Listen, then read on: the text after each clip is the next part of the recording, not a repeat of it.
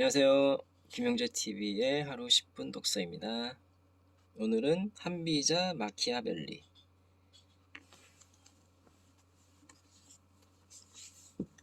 대해서 읽어보도록 하겠습니다.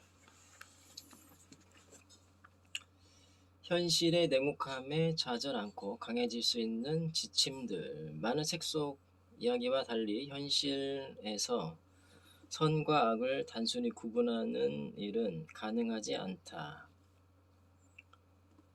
이를 믿는 것 또한 지나치게 이상적이다. 우리는 이제 인간의 욕구와 이기심의 본질을 들여다볼 줄 알아야 하며 이것이 발전적인 방향으로 옮겨가도록 해야 한다.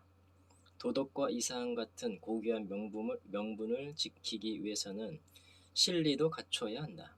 마키아벨리는 긍정적인 이미지보다 부정적인 이미지가 강하다. 마키아벨리즘, 마키아벨리스트와 같은 용어나 목적 달성을 위해서는 수단과 방법을 가리지 않는다는 맹목적인 방식은 마키아벨리즘이 갖고 있는 대표적 이미지이다. 이렇게 지나치게 목적 지향적이고 동정이나 인정과는 거리가 먼 잔혹한 카리스마는 부정적인 이미지와 수많은 질타를 만들었다. 그러나 마키아벨리는 끊임없이 재평가되고 있으며 고전으로서 현인들에게 읽히는 것은 당시 아무도 보지 않았던 진실에 주목했기 때문이다. 정치란 이상이 아닌 잔혹한 현실을 볼 줄 알아야 한다는 진실이다. 또한 현실의 잔혹함을 용인하는 데 끝나지 않고 그에 대처하는 마음가짐과 행동 방식을 주장하여 약자라고 하여 더는 당하지만은 않도록 했다. 단순히 권모술수나 악덕을 권장하는 것은 아니며 이는 잘못된 오해이다. 한비자 또한 마키아벨리처럼 인간의 잔인한 속성과 냉혹한 현실에 주목을 했다. 그는 인간을 움직이는 가장 큰 힘을 이익으로 보았고 육아사상의 허점을 폭로했다. 이익을 탐하고 약한 부분이 있는 인간의 본성을 제어하는 방법은 법에 객관성을 부여하고 올바르고 엄격하게 법으로서 통치해야 나라가 부강해진다고 주장했다. 마키아벨리와 한비자는 공통점이 많다. 두 사람의 불운한 생애와 혼란스러운 시대적 상황이 그렇다. 정복과 학살이 자행되던 세계에서 조국 피렌체가 가야 할 길을 제시한 마키아벨리와 제후국들이 패권을 두고 다투던 때 가장 약한 자신의 나라가 멸망하지 않기 위한 방법을 모색한 한비자는 신념과 노력을 기울여 각각 군주론과 한비자를 썼지만 받아들여지지 않는다. 마키아벨리는 시레이 속에서 쓸쓸히 노년을 마감하고 한비자는 자신의 능력을 질투한 이사의 모략으로 인해 독약을 마시고 죽는다. 두 사람이 느꼈을 고독과 불안은 오롯이 그들의 저서에 남겨져 있다. 한 사람은 강력한 군주의 상을 제시했고 한 사람은 법의 엄격한 집행을 주장했다. 두 사람 모두 혼란스럽고 위태로운 세상에서 강력한 질서를 부여하고자 한 것이다. 현대는 어떤 시대인가?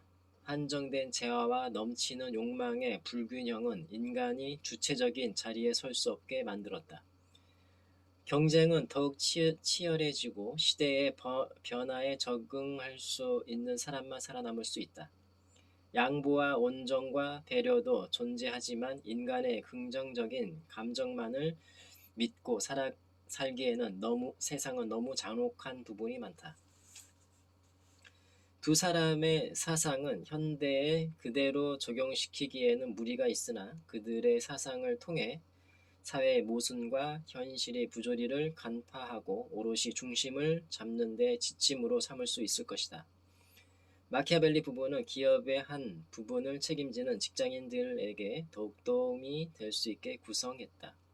기업은 개인보다 이윤 추구를 우선으로 여기기 때문에 자칫 잘못하면 기업의 부속품으로 전락할 수 있다. 이에 휘말리지 않고 주체적으로 경쟁 사회에서 살아남기 위한 처세술을 전달하는 내용이 중심이다. 한비자 부분에서는 한비자의 원문을 싣고 그의 사상을 소개했다. 또한 역사 속 이야기 우화를 예시로 들어 그의 사상의 이해를 돕고 있으며 사회를 살아가는 전반적인 지혜와 처세술을 담고 있다. 마키아벨리와 한비자를 읽으면서 치열한 삶을 살아가고 혼란을 극복하는 방법을 익히기를 바란다. 두 사람의 공통점과 차이점을 비교해 가면서 읽는 것도 또한 하나의 재미가 될 수 있을 것이다. 머리끝, 현실의 냉혹함에 좌절 않고 강해질 수 있는 지침들. 일부, 강력한 지도자상을 만든 마키아벨리. 마키아벨리의 생애와 사상. 끊임없는 경쟁이 운명이다. 끊임없는 경쟁이 운명이다. 인간은 타인의 성공을 달가워하지 않는다. 운이 때로는 순간을 좌우한다. 야망이 있다면 잔인함을 겁내지 말라. 반란을 일으킨 사람이 진짜 아군이 될 수 있다. 재난은 예방할 수 있어야 한다. 적을 제거할 때는 머리부터 제거하라. 성공한 사람을 모델로 삼아라.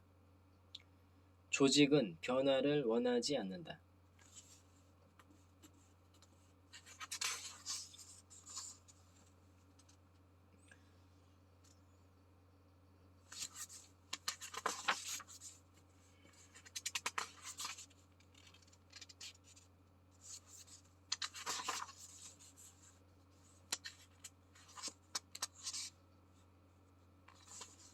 강력한 지도자상을 만든 마키아벨리.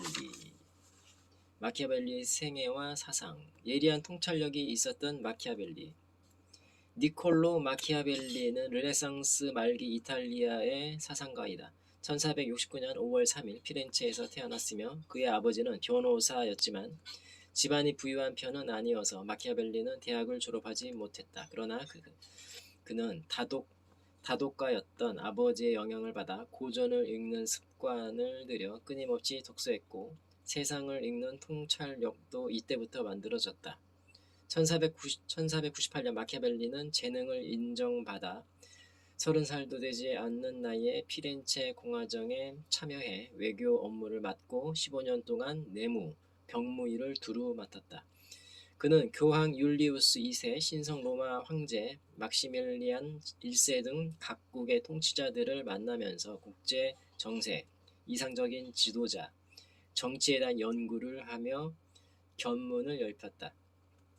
그러다가 1512년 친프랑스적이던 피렌체는 스페인의 공격을 받아 공화정이 무너지게 됐다. 스페인군은 피렌체의 옛 지배자였던 메디치가의 왕정을 복귀시키는데 이 때문에 마키아벨리는 공직에서 추방된다. 불행은 거기에서 끝나지 않고 다음 해 더 큰 불행이 시작된다. 메디치가의 지도자를 암살하려던 계획이 발각되는데 반 메디치 인사 명단에 마키아벨리 이름이 있었던 것이다. 그는 메디치가를 노린 음모에 가담했다는 혐의로 투옥되어 고문을 받기까지 이른다. 마키아벨리는 혹독한 고문 속에서도 혐의를 부인했고 메디치가의 조바니 추기경이 교황 레오 10세로 즉위함에 따라 특사 조치로 석방되었다. 마키아벨리는 유망하고 촉망받던 위치에서 재산의 대부분을 몰수당하고 허름한 시골집에서 칩거하는 신세가 된다. 하지만 그동안 틈틈이 쌓은 견문과 지식을 정리하고 메디치 정부 아래에서 철저한 고독과 절망을 안고 공직에 참여하기 위한 계획의 일환인 군주론을 1513년 말경에 집필하였다. 그에 따라 군주론은 메디치 가문에 떠오르는 세력이었던 로렌초 메디치에 대한 일종의 헌정사이자 자신이 충성스러운 신민이며 유용한 인물임을 인정받기 위한 목적으로서 썼음을 분명히 하고 있다. 그러나 로렌초는 거들떠보지도 않아 마키아벨리의 바람은 이루어지지 않았다. 메디치가로부터 모멸을 당한 마키아벨리는 실망을 안고 다른 곳으로 눈을 돌린다. 루첼라의 정원에서 모이는 인문학자들과의 모임이었다. 이 당시 마키아벨리는 반메디치적이고 공화주의적인 지식인들과 어울림으로써 그들의 영향을 받아 전술론과 공화주의적 사상이 담긴 로마사론을 집필한다. 군주론이 메디치 가문으로부터 냉담을 받은 후 자신의 역량과 사상을 로마사론에 쏟아부은 것이다.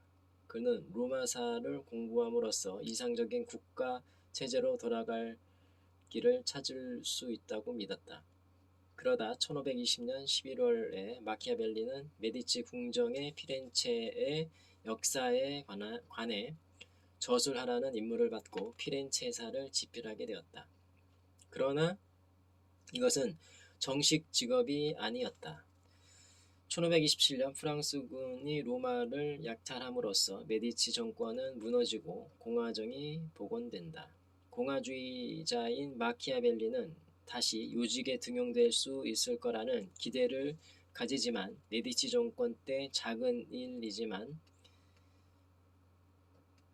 일을 했다는 이유로 공직을 맡을 수 없었다. 시리에 빠진 마키아벨리는 결국 병을 얻어 세상을 떠나면서 생을 마감했다. 그의 유해는 같은 해 6월 21일 피렌체의 산타 크로체 성당에 묻혔다. 예, 오늘은 여기까지 읽겠습니다. 감사합니다. 김영재 TV였습니다.